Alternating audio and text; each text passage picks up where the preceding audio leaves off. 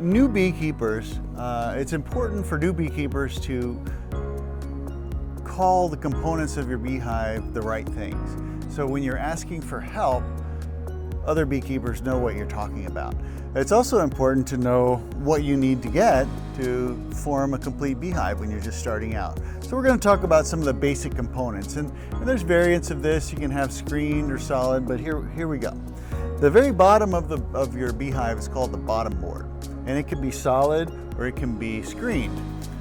Either way, it forms the very bottom of the beehive.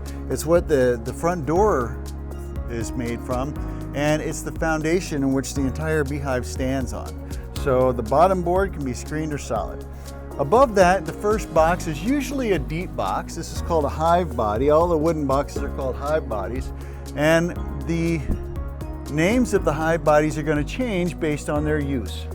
When your hive body is used only for the bees, only for the queen to raise brood or eggs, larvae, pupa, also to keep pollen and nectar solely for the use of the bees, this is called a brood chamber or a brood box.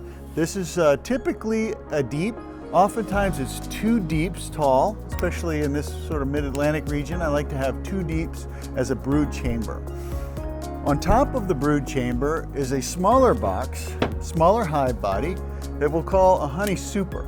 Now, anytime you have a medium box like this, or sometimes people use a deep, that is used solely for pulling excess honey out that we're going to extract and put in a bottle, that's called a honey super. So let's not confuse our brood chambers and our supers. Supers are typically added after your bees draw out their hive bodies, their brood chambers, and you have enough time left to get excess honey. On top of that, you'll have an inner cover. It can be screened or solid. And over top of the inner cover, you have a telescoping outer cover. Now this forms what's called a Langstroth beehive. It's the most common beehive in America. Inside of your beehive, you'll have frames and foundation. This wooden part that goes around the outside is the frame, and the foundation is in the center. The foundation can be either plastic or wax. Totally up to you. You can even go foundationless and let the bees draw it out. But the bees will draw honeycomb on this that they make from beeswax, and this is where they do all their business, whether it's in a brood chamber or a honey super. So these are the components of a beehive. So you want to get the names right when you're asking questions.